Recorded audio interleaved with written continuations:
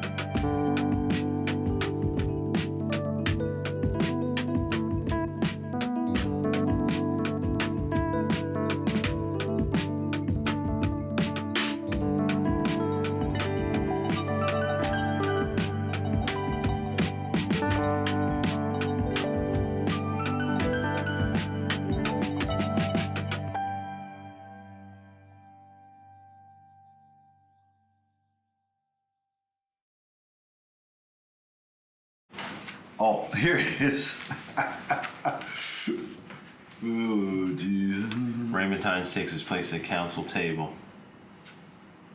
Sworn in by Mayor Bill Mills Monday as the first black municipal councillor to be elected in Truro. I read this. I don't know if I created a path into politics for the black community. The Ward 1 councillor said, anybody who wants to do something can do it if they put their mind to it. Tynes campaigned 3 times before getting elected in a recent by-election. He named his father Ronald and John Clyke, who campaigned for office in 1973 and 1974, respectively, as role models for his recent shot at municipal politics. I love politics and I love this town, and I got a lot of votes. Tynes easily defeated 2 challengers in the March election. After being sworn in, he made a small speech to council chamber that was filled to capacity. The courage to be counted first carries with it a great deal of sacrifice and responsibility.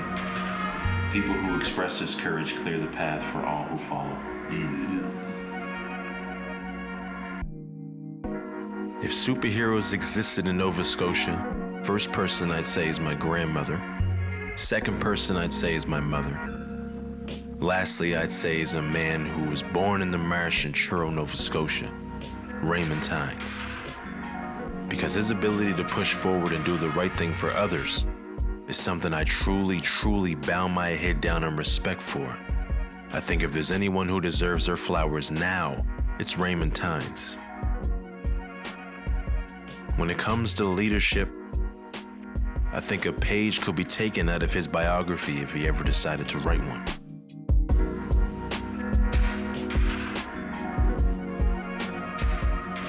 Like last night at the Michelle Obama event, more people were coming up to me, we're cousins, we're this, we're that, which is true. But once they gave me their name, then I could relate. But the funny part of it is like, they all know me from my human rights and equal rights work, right? Yeah, so it's pretty amazing. It is. Yeah, you know, I go down to Halifax and they'll say, man, we wish you were a councillor down here. Because, you know, you kick ass up in Truro. We're not recording, are we? Yeah, we're good to go.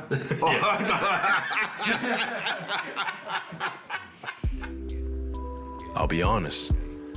Before coming up here and talking with Wayne Talbot, Raymond, and even Joanne Jordan, there wasn't too much I knew about black people living in Truro and their experience. So there's an extensive hockey history here. Yeah. There's also an extensive golf history here. Yeah. So and since being around in the neighborhood, I'm like, Christ, there must be more black golfers here than any place in the world. I was born on the Marsh. I grew up on the Isle as a kid.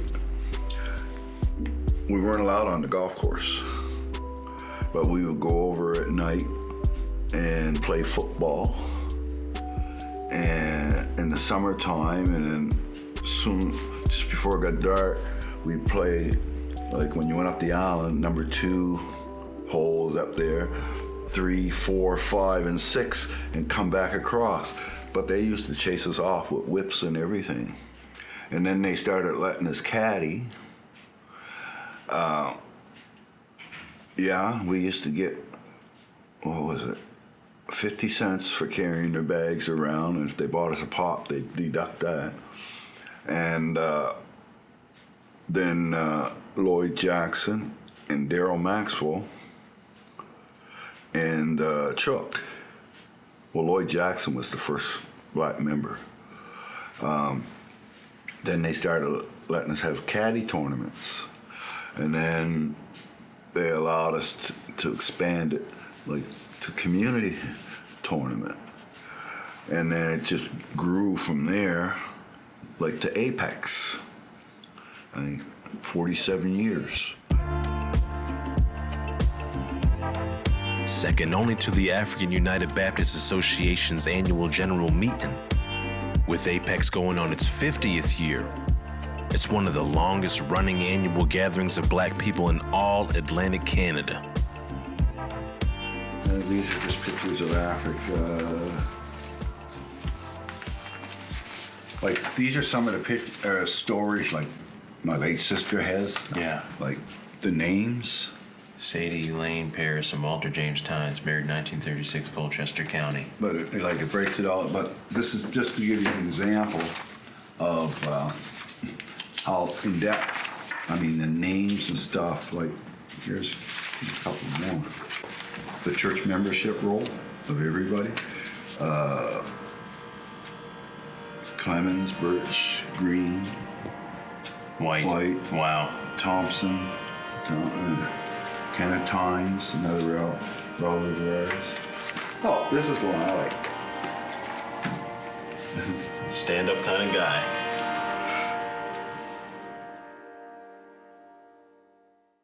I have a friend. His name's Jackson Fairfax Perry. I've heard the name. His grandmother was a Tynes, and he's still trying to connect like that side to his family. Like, he doesn't necessarily know too much about the Tynes side, but like as an artist, he goes by Tynes. Like, he's a beautiful musician. He's a multi-instrumentalist. But I just wanted to ask you if you knew who these people were. So his grandmother's name was Marjorie Fairfax, but her maiden was Tynes. So Marjorie Tynes. The Fairfax and Tynes name are connected. I don't personally know the name, but I believe that in the documentation that I have, you're going to find all the connections. There's Tyneses in the Dartmouth side, and there's Tyneses in the Halifax side. I'm still trying to bridge that connection, but I know we are fully related to the Tyneses in the Dartmouth side.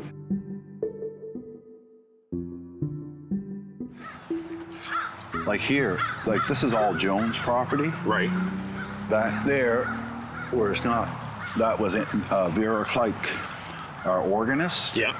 That was her property. And just in back of those trees, my father's father lived back there. He was a Clark. That's why his name is Ronald Clark Tynes. Yeah. Like, him and my grandmother weren't married. They lived back there. That was my father's house. He built. Your father built this house right here? Yep. Nothing's changed in all these years. None of those places down there were there was the black community, okay? There's a little laneway that goes in there. You see the big shed back there. That was a black family that lived there. They sold that whole property for $55,000. Buddy buys it, builds these two. He sells the front part for almost $400,000. He still owns the back part. Yeah, and like I said, this whole area, we had no sidewalks or any of this stuff until we were pushed out. And when you turn the corner to come down this way, the second house down was the Clyke property. That's when it started, the Marsh. Yeah. Yeah, they just sold it off here not long ago. But the history here is so intertwined. That's like I said, I remember the young man, you know, you hear people talking, go to a dance, and oh man, you know. And I finally, when I came home, when I started learning history, I went, look, before we start, who's my cousin? But we were a tight community. Yeah. The island was considered the upper class. This is the way people looked at it. And yeah, some of our own people got caught up in it too. They were upper class. Right. The Marsh was considered working class. That tends to be pretty unfortunate. The divisive piece. And that's been happening for hundreds of years as a tactic to keep us separated. Prince Street, Young Street, Ford Street are all considered the black neighborhoods of Truro. Yeah, there's black folks all over Truro, but historically, that's where the party's at. This is the Marsh, flooded all the time. When my house, like the Salmon River is just back there. And I remember the big flood when the dam broke. They had to bring in the front end loader to get us out of, well, they took Tamara and my wife Brenda out in the front end loader. I wasn't going. And then when the water was up about a foot of the door, the yellow door there, everything down below was gone. I finally said, it was like what happened in Africville when they came in early morning, bulldozed it. It broke my spirit. So I got out and I started walking up. The water was up to here, okay? Up the street. And I kept saying, you're so damn proud. Why didn't you take that drive when it was offered to you? I'm a man, I'm not. I had to prove something. Yeah, I proved it, all right. My stupidity, you know, got me a bad cold and everything else. And then when I got on council, I fought with them to dredge the river because it hasn't been dredged in 40 years. And it's come close, but we haven't had a major flood down here since. Right. But it's almost time to do it again. Yeah. Like Samuel Jones, and you know, by the Jones family. And then there's another one, Jeremiah Jones. He's the one that got the cross in Was it the Purple Cross? yes. Yeah. This one here is dedicated to him.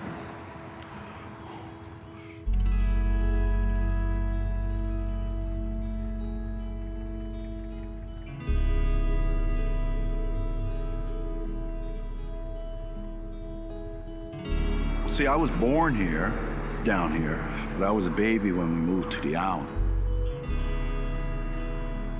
Mr. Borden lived over there where that first apartment building is. He was one of the key deacons in the church, okay? The Zion Church. Yeah, and then a few doors down, there was another small house. I rented the upstairs. And Wolford Connors,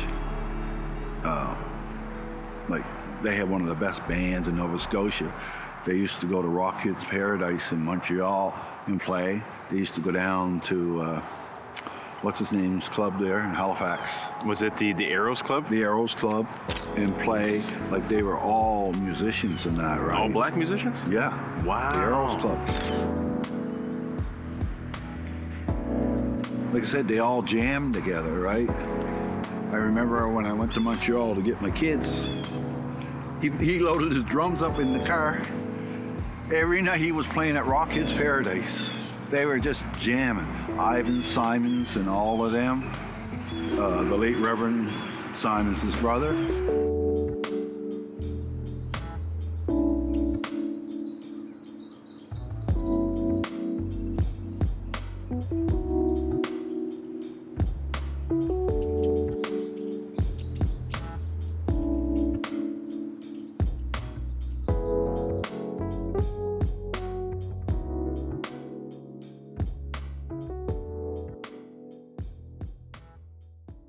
So, are we perfect? No. Is there a lot of work still to be done? Yeah. And this is why we got to keep telling our story, so our young people know, you know. All these people, the Bordens, the Greens, the Joneses, the Clikes, everybody, they fought and struggled to make a better life for us. And we got to carry that along to the next generation, right? Go back to what I said earlier, when I was asked where all my travels, where would I live? Right here in Truro. I'm fighting at home first. What's the sense of moving someplace else? You know, I'm staying here and I'm fighting here.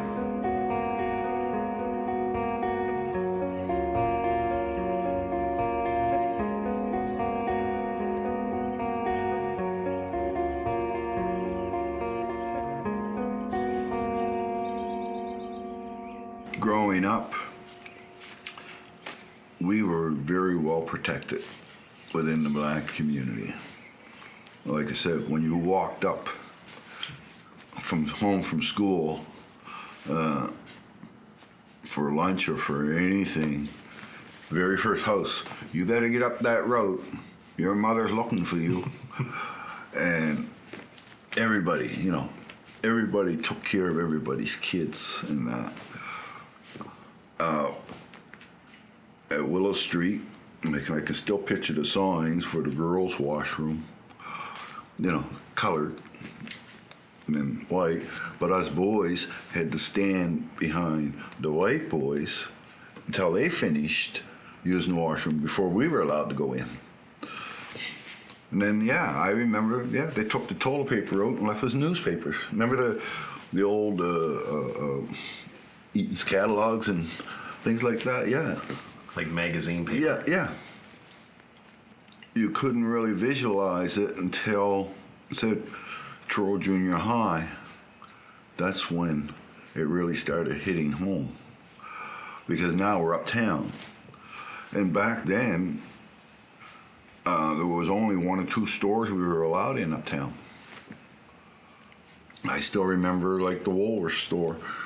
When, you know, we couldn't set up the lunch counter. The movie theater, we used to have to go in and pay, but then we had to go upstairs. Like over in the Glasgow, you paid, and I think you went outside and upstairs. We were allowed to, if I remember correctly, we were allowed to go upstairs on the inside, but we couldn't sit downstairs. I remember going to history classes and whatever, and they talk about Africa and whatever, and they use us as an example. And it's like, I've never been to Africa, you know? Only thing I knew about Africa is what I was taught in the schools, you know? But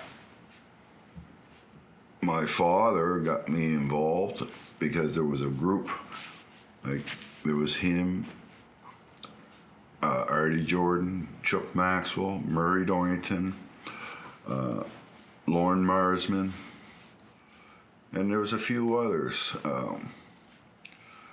They had, like, they dealt with human rights, welfare, and I mean, they started a project where every black home had an inside toilet. Started helping fixing up things, and it just grew from there. And they'd be uptown fighting, for change and integration.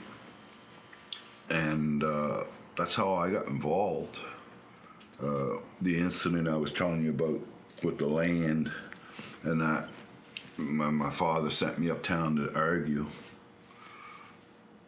He would always send me uptown, and I would always follow his. But this one time, I said, I'm going to do it my way.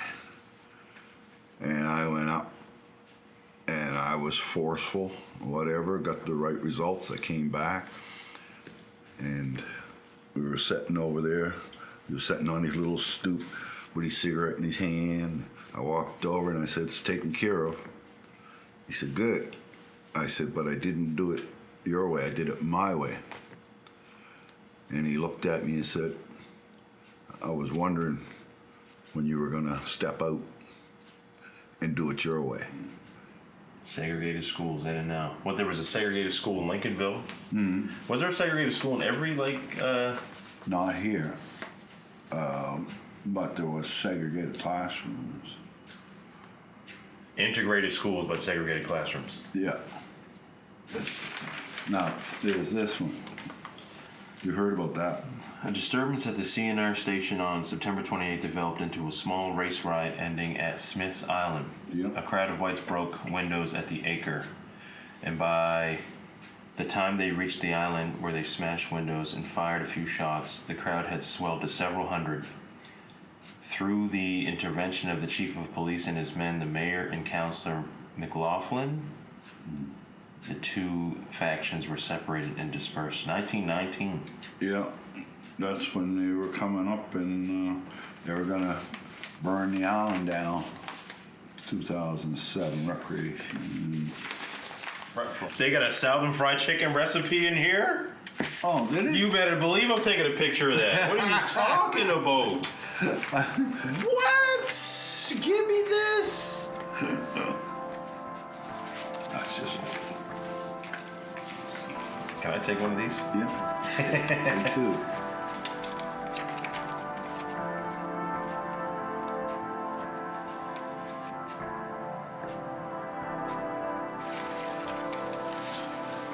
A family who prays together stays together.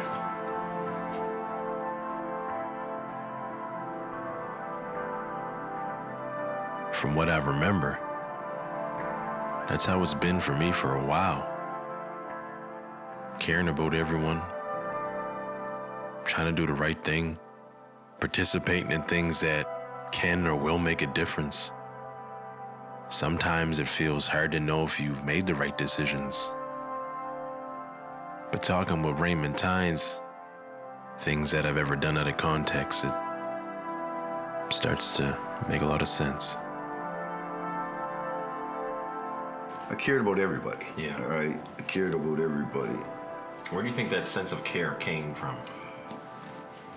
My mother, father, community, and my faith. Every day I wake up, I give thanks. And then I say, bring it on.